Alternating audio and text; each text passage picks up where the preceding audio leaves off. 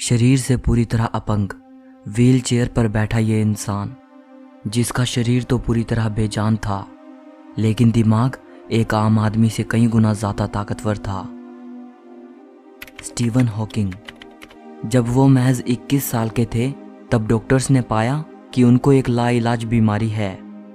Doctors ने कहा कि स्टीवन ज़्यादा से ज़्यादा 2 साल तक जिंदा रहेंगे, लेकिन अपनी दृढ़ इच्छा शक्ति से उन्होंने डॉक्टर्स की भविष्यवाणी को झूठ साबित कर दिया। इस वीडियो को आखिर तक ज़रूर देखना। आप इस महान वैज्ञानिक के बारे में 21 ऐसी बातें जानोगे जो वाकई आपको हैरान कर देंगी। नंबर 21। एक इंटरव्यू में स्टीवन हॉकिंग से पूछा गया कि उनकी नज़र में संसार का सबसे दिलचस्प रहस्य क्या है। स्टीवन हॉकिंग ने जवाब दिया, औरतें। उन्होंने हंसते हुए कहा कि उनके लिए औरतें एक अबूझ पहेली हैं। नंबर 20। स्टीवन हॉकिंग के जन्म और मृत्यु से एक बड़ा संयोग जुड़ा हुआ है। जिस दिन ग्रेट साइंटिस्ट गैलीलियो गैलीली की मृत्यु हुई थी, उससे पूरे 300 साल बाद 8 जनवरी 1942 को स्टीवन हॉकिंग का जन्म हुआ था और दुनिया के सबसे महान साइंटिस्ट एल्बर्ट आइंस्टाइन के बर्थडे वाले दिन स्टीवन की मृत्यु हुई। गजब की बात यह है कि ये तीनों ही अपने समय के सबसे महान साइंटिस्ट रहे। नंबर 19। 2010 में दिए एक इंटरव्यू के दौरान उनसे पूछा गया कि आप अपने बच्चों को क्या सलाह देना चाहेंगे। प्रोफेसर हॉकिंग ने जवाब में कहा, मैं अपने बच्चों को यहाँ 3 अहम सलाहें देना चाहूँगा। पहली, याद रखना, हमेशा ऊपर सितारों की तरफ देखना, नीचे पैरों की तरफ नहीं। दूसरी, काम करना कभी मत छोड़ना, क्योंकि काम तुम्हें जिंदगी का अर्थ और उद्देश्य देता है और बिना काम के जिंदगी खाली है। तीसरी, अगर किस्मत से कभी तुम्हें तुम्हारा प्यार मिल जाए तो उसे कभी मत छोड़ना। नंबर 18। स्टीवन हॉकिंग एक मीडियोकर स्टूडेंट थे। सन 2010 में उन्होंने कहा था कि वो 8 साल का होने तक पढ़ना भी नहीं सीख पाए थे और ग्रेड स्कूल से लेकर उनके ऑक्सफोर्ड जाने तक वो एक लेजी स्टूडेंट थे। I wasn't the best student at all. My handwriting was bad, and I could be lazy. Number 17। एक मीडियोकर स्टूडेंट होने के बावजूद स्टीवन को उनके स्कूली दिनों में आइंस्टाइन कहा जाता था, क्योंकि उनको स्पेस टाइम यूनिवर्स के बारे में गजब की अंडरस्टैंडिंग थी। नंबर 16। एक इंटरव्यू जो ब्रिटिश न्यूज़पेपर द गार्डियन में पब्लिश हुआ था।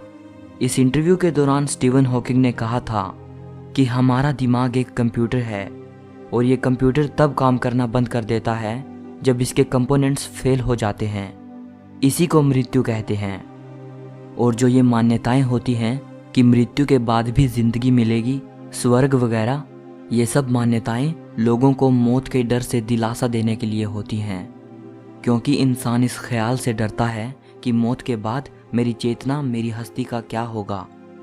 स्टीवन हॉकिंग के इस विचार से मिलता जुलता उर्दू के महान शायर मिर्ज़ा गालिब का एक शेर है, हमको मालूम है जन्नत की हकीकत, लेकिन दिल के खुश रखने को गालिब ये ख्याल अच्छा है। नंबर 15। स्टीवन हॉकिंग ने कहा था कि हम सब जिस पर चाहें उस पर विश्वास करने के लिए आज़ाद हैं, और मेरा स्पष्ट विचार ये है कि कोई ईश्वर नहीं है। इस ब्रह्मांड को किसी ईश्वर ने नहीं बनाया है और ना ही कोई हमारे भाग्य को लिखता है, और यही चीज़ मुझे एक गहरे एहसास की ओर लेकर जाती है। कोई स्वर्ग नहीं है और मृत्यु के बाद कोई जीवन नहीं होता। हमारे पास यही सिर्फ एक ज़िंदगी है ब्रह्मांड के इस ग्रैंड डिज़ाइन को समझने और सराहने के लिए, और जिसके लिए मैं बहुत आभारी हूँ। नंबर 14। कैथोलिक चर्च के पोप जॉन पॉल हॉकिंग की बातों का समर्थन नहीं करते थे, क्योंकि दोनों की आइडियोलॉजीज एक दूसरे से अलग थी। पोप जॉन पॉल कहते थे कि इस बात पर कोई आर्ग्यूमेंट नहीं किया जाना चाहिए कि कैसे ये ब्रह्मांड बना और किसने ये ब्रह्मांड बनाया।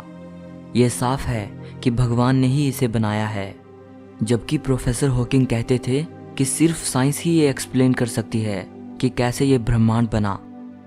उन्होंने कहा था कि हम सबको अपनी ज़िंदगी के लिए और इस दुनिया में हमारे वजूद के लिए भौतिक विज्ञान के नियमों का आभार मानना चाहिए ना कि भगवान जैसी किसी सत्ता का। नंबर 13, स्टीवन हॉकिंग मानते थे कि हमारी दुनिया से अलग दूसरे ग्रहों पर भी जीव हो सकते हैं। उन्होंने एक बार कहा था कि इस अनंत ब्रह्मांड को देखते हुए ये लगता है कि एलियंस सचमुच होंगे, लेकिन हमें उनसे संपर्क करने की कोशिश नहीं करनी चाहिए। ये हमारे लिए खतरनाक साबित हो सकता है। स्टीवन हॉकिंग ने चेतावनी देते हुए कहा कि एलियंस रिसोर्सेज के लिए पृथ्वी को भारी नुकसान पहुंचा सकते हैं। नंबर 12, 2010 में स्टीवन हॉकिंग ने कहा था कि अगर कभी एलियंस हमारी दुनिया को विजिट करते हैं तो नतीजा कुछ ऐसा होगा जैसा कि तब हुआ था जब कोलंबस अमेरिका की धरती पर उतरा था। कोलंबस का अमेरिका पहुंचना अमेरिका के लोगों के लिए नुकसानदायक साबित हुआ था। नंबर 11, वैसे तो स्टीवन साइंटिफिक कम्युनिटी में पहले से ही काफ़ी फेमस थे, लेकिन वास्तव में वो आम लोगों की अटेंशन में तब आए जब 1988 में उनकी science book a brief history of time publish हुई। इस बुक ने पूरी दुनिया में तहलका मचा दिया। ये अपने समय की सबसे ज़्यादा बिकने वाली बुक बनी। 150 हफ्तों तक New York times best seller list में रही और सारे रिकॉर्ड्स तोड़ते हुए 237 हफ्तों तक British Sunday times best seller list में रही। इस बुक की 1 करोड़ से भी ज़्यादा कॉपीज बिक चुकी हैं। नंबर 10, प्रोफेसर हॉकिंग कहते थे कि उन्होंने हमेशा से ये सपना देखा था कि वो साइंस पर कोई ऐसी बुक लिखेंगे जिसे आम लोग भी आसानी से समझ पाएं। वे कहते हैं कि a brief history of time पर उनका ये सपना पूरा हुआ। ये बुक उन्होंने तब लिखी थी जब वो पूरी तरह अपंग हो चुके थे। स्टीवन की ये बुक कॉस्मोलॉजी पर है और उन्होंने इसमें बिग बैंग और ब्लैक होल्स जैसे विषयों पर लिखा है। नंबर 9, प्रोफेसर हॉकिंग ने अपनी डॉटर ल्यूसी के साथ मिलकर बच्चों के लिए भी कई साइंस बुक्स लिखी हैं। ये किताबें जॉर्ज नाम के एक लड़के पर केंद्रित हैं जो ब्रह्मांड में ट्रैवल करते हुए ब्रह्मांड के बारे में सीखता है।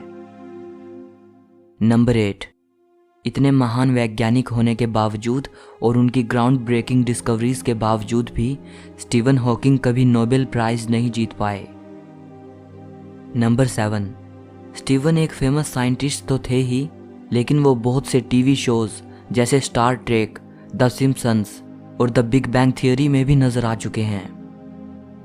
नंबर 6, बीबीसी को दिए एक इंटरव्यू में प्रोफेसर स्टीवन हॉकिंग ने कहा था कि स्पेस में ट्रैवल करने की उनकी लंबे अरसे से ख्वाहिश है। 2007 में उनकी ये ख्वाहिश तब पूरी हुई जब साइंटिस्ट उन्हें एक स्पेस शटल में ले गए और वहाँ स्टीवन को जीरो ग्रेविटी का अनुभव कराया गया।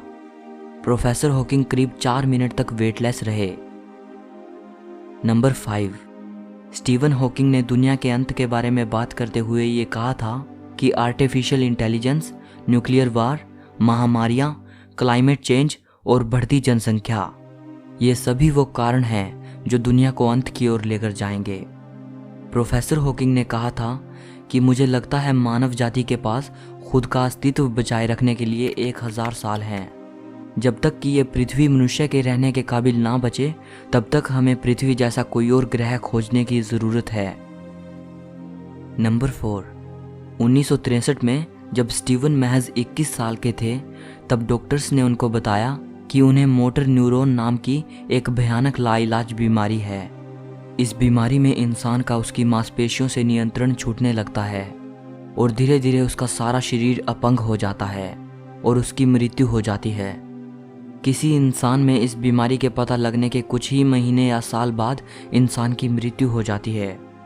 जब डॉक्टर्स को पता चला कि स्टीवन को ये बीमारी है, तब डॉक्टर्स ने उनको बताया कि वो 2 साल से ज़्यादा नहीं जी पाएंगे।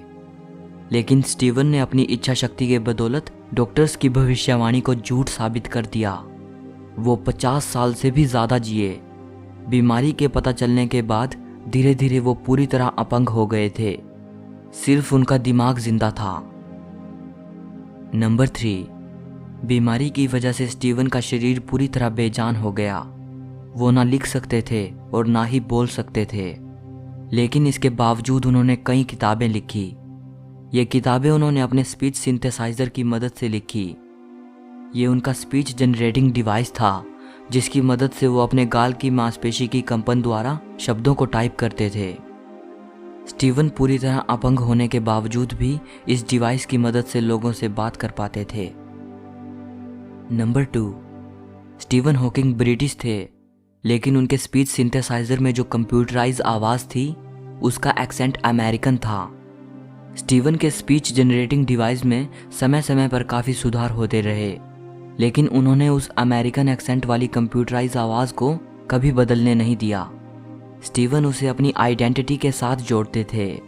उन्हें वो आवाज़ बेहद पसंद थी और लोगों के बीच भी वो आवाज़ इतनी फेमस हो चुकी थी कि कोई भी उसे थोड़ा सा सुनकर ये आसानी से बता सकता था कि ये प्रोफेसर स्टीवन हॉकिंग बोल रहे हैं। Hello.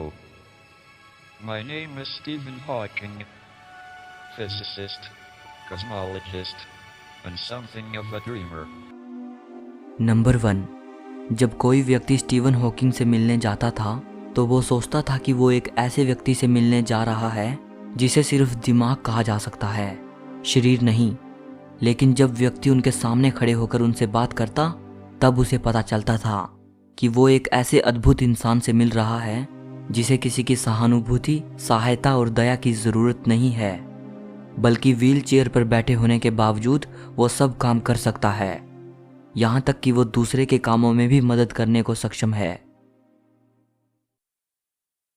पूरी तरह से विकलांग होने के बावजूद इस महान वैज्ञानिक ने साबित करके दिखाया कि अगर इंसान का खुद पर पूरा विश्वास हो तो वो कुछ भी कर सकता है। उन्होंने एक बार कहा था, पिछले 49 सालों से मैं मरने का अनुमान लगा रहा हूँ। मैं मौत से नहीं डरता, लेकिन मुझे मरने की भी कोई जल्दी नहीं है, क्योंकि मरने से पहले मुझे अपनी ज़िंदगी में बहुत सारे काम करने हैं। सो इस वीडियो के लिए इतना ही। अगर आपको वीडियो अच्छी लगी हो तो लाइक और शेयर ज़रूर कर देना। कमेंट करके बताइएगा कि इस महान वैज्ञानिक के बारे में आपकी क्या राय है। हिस्ट्री और फिलोसफी से जुड़ी ऐसे ही अमेजिंग वीडियोस को देखने के लिए चैनल को सब्सक्राइब करके घंटी को दबा देना। सो मिलते हैं अगली वीडियो में।